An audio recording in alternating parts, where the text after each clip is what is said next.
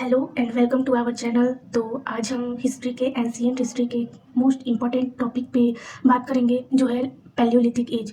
इसको मैं आपको ईजिली समझाऊंगी और इसके कुछ मोस्ट इंपॉर्टेंट फीचर्स है उसको बताऊंगी एंड मोस्ट इंपॉर्टेंट साइट्स है जो कि कॉम्पिटिटिव एग्जाम्स में बहुत ज़्यादा पूछे जाते हैं। तो पैलियोलिथिक एज का जो टाइम पीरियड है वो 12 मिलियन ईयर से से 10,000 BC तक है, जो कि प्लीस्टोसीन पीरियड में है। प्लीस्टोसीन जो पीरियड है वो आइस एज का पीरियड है, जिस टाइम जो हमारे अर्थ का टेम्परेचर था वो लो था। उस टाइम सिर्फ आइस रहती थी और कुछ ही जगह पे अगर मतलब टेम्परेचर लो था। जो प्लीस्टोसीन का पीरियड का स्टार्टिंग फेज है उस टाइम लोअर पैलियोलिथिक एज चल रहा था एंड इसके लास्ट फेज तक आते आते मिडल पैलियोलिथिक एज की शुरुआत हो गई थी। लोअर में पैलियोलिथिक एज में होमो इरेक्टस आए थे एंड मिडिल पैलियोलिथिक एज में होमो सेपियंस आए थे। उसके बाद अपर पैलियोलिथिक एज है जिसमें होमोसेपियंस फिर सर्वाइव करने लगे थे।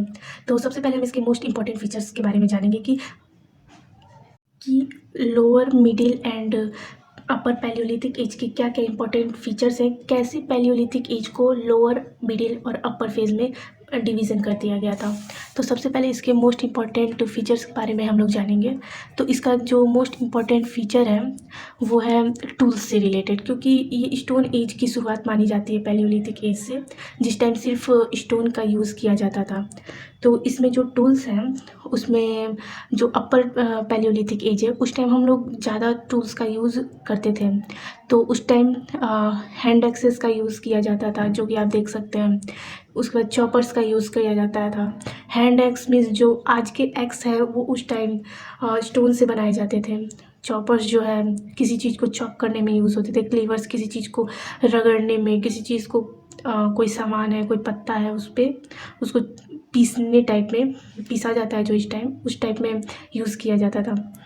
इस अपर पैलियोलिथिक एज में लार्ज स्टोन टूल्स का यूज़ किया जाता था और कॉमनली हम लोगों को क्वार्टजाइट नाम का स्टोन टूल उस टाइम पैलियोलिथिक एज में देखा गया है।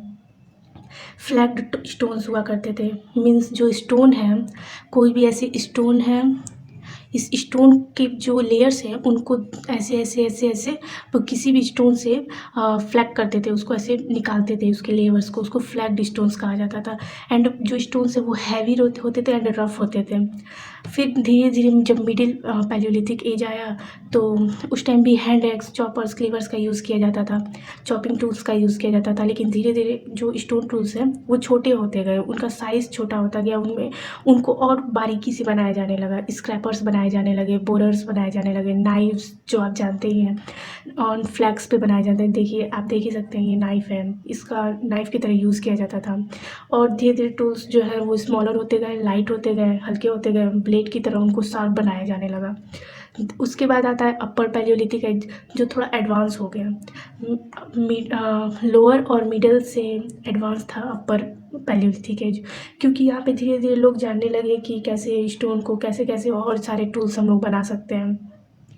तो उस टाइम ब्लेड भी बनाया जाने लगा था। उस time bone tool technology develop हो गया, मतलब बोन्स के और भी तरह तरह के टूल्स बनाए जाने लगे। सिलिका रिच माइक्रोलिथ्स थे, ऐसे माइक्रोलिथ, माइक्रो मीन्स छोटे और लिथ्स मतलब स्टोन्स, मतलब छोटे स्टोन्स जिसमें सिलिका बहुत ज़्यादा मात्रा में पाया जाता था। स्मॉल कम्युनिटीज़ रहने लगी वहाँ पे। मतलब पहले क्या हुआ करता था कि ज़्यादा लोग रहते थे, ज़्यादा जो होमो इरेक्टस या होमोसेपियंस जो थे वो ज़्यादा कम्युनिटी में रहते थे, हंटिंग करते थे, गैदरिंग करते थे। बट धीरे धीरे उनका जो कम्युनिटी है वो छोटा होता गया। कुछ ही लोग साथ ही में जाके हंटिंग करते थे, गैदरिंग करते थे, रहते थे। उनका लैंग्वेज भी इमर्ज होने लगा, धीरे धीरे एक लैंग्वेज डेवलप करने लगे। फिर बून टूल्स में और भी टेक्नोलॉजीज़ क्या होने लगी, बढ़ने लगी। उसके बाद कुछ इम्पॉर्टेंट क्वेश्चंस है जो एग्ज़ाम्स में पूछे जाते हैं और इम्पॉर्टेंट हैं, जैसे कि इंडियन सब कॉन्टिनेंट में सबसे पहले किसको, मतलब कौन से जो प्रजाति है मानव की वो कौन सी थी, तो होमो हैबिलिस थी। तो सबसे पहले जो सब कॉन्टिनेंट में, सबसे पहले जो इंडियन सब कॉन्टिनेंट में था वो होमो हैबिलिस था। और ये कुछ क्वेश्चन है, जैसे भीमबेटका बहुत ज़्यादा पूछा जाता है, तो उसके केव्स के जो फीचर्स हैं वो जैसे हैं कि जो भीमबेटका का केव है स्टोन एज में जो पाया जाता है उसमें रेड, वाइट, येलो कलर की पेंटिंग्स देखी जाती हैं, ग्रीन कलर की पेंटिंग्स देखी जाती है। उस पर जो फिगर्स बनाए गए हैं उसमें दिखाया गया है कि कैसे हंटिंग करते थे, अपने day to day life activities को दिखाया है, इसमें एनिमल्स को बनाया है, कैसे हंटिंग करते थे, ये सारी चीज़ें वो फिगर्स में बनाए, जिससे हम लोग को पता चलता है कि उनकी एक्टिविटी कैसी थी। कुछ डांस टाइप के भी इमेजेस भीमबेटका में देखने को मिले हैं। लैंग्वेज भी वहाँ पे इमर्ज हुआ है, क्योंकि कुछ ऐसे इस टाइप के लैंग्वेज का डेवलपमेंट हुआ है जो कि आज तक कभी डेसिफर नहीं हो पाया। ऐसे ऐसे जो लैंग्वेजेस हैं, वो जो फिगर टाइप इमेजेस थे जिसको हम लोग अभी डेसिफर नहीं कर पाए हैं, हम लोग को नहीं पता चल पाया कि क्या कहना चाहते हैं ये। फिर एक और क्वेश्चन है जो कि मतलब मोस्टली पूछा जाता है, जैसे अभी रिसेंटली कौन सा स्टोन एज का हम लोगों को स्केलेटन मिला है। तो एक मॉडर्न वूमेन है 30 ईयर्स की, उनका हथनौरा डिस्ट्रिक्ट में हम लोगों को स्केलेटन मिला है, जो ये बता रहा है कि स्टोन एज का है ये। एंड अब देखते हैं कुछ इंपॉर्टेंट साइट्स। देखिए, लोअर पैलियोलिथिक एज में होमो इरेक्टस रहा करते थे। तो सबसे पहले देखते हैं कि lower middle and upper palaeolithic age में कौन कौन सी साइट्स हैं जहाँ पे हम लोगों को इन लोगों के साक्ष्य मिले हैं, मतलब एविडेंसेस मिले हैं कि ये किस एज का है, ये किस एज का है, ये किस एज का है। तो जो भी स्टोन टूल्स स्केलेटन्स हमें मिले हैं, जो भी जैसे प्लॉजिंग फील्ड में मिलता है, तो ऐसे ऐसी चीज़ें, मतलब कौन कौन सी साइट्स है जहाँ पे पता चलता है कि पहले lower middle and upper palaeolithic age हुआ करता था। तो लोअर पैलियोलिथिक एज में सबसे पहले देखेंगे मध्य प्रदेश में है भीमबेटका, सबसे इम्पोर्टेंट है इसका। इस पर बहुत ज़्यादा क्वेश्चन आता है, इस पर हमेशा मतलब पूछा जाता है ये क्वेश्चन इस पर। तो लोअर मिडल अपर तीनों में भीमबेटका कॉमन है, मतलब भीमबेटका में लोअर पैलियोलिथिक एज, मिडिल और अपर तीनों एज देखे गए हैं।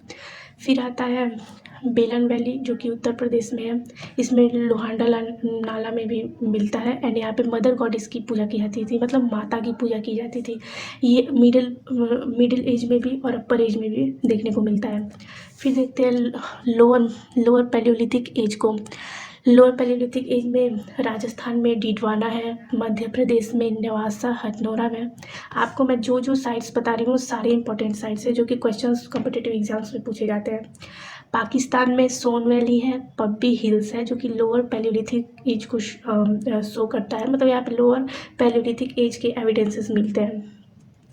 तमिलनाडु में है अथिरम्पक्कम, पल्लावरम, गुड़ियम, बदम दुराई, ऐसे याद करें बददुराई।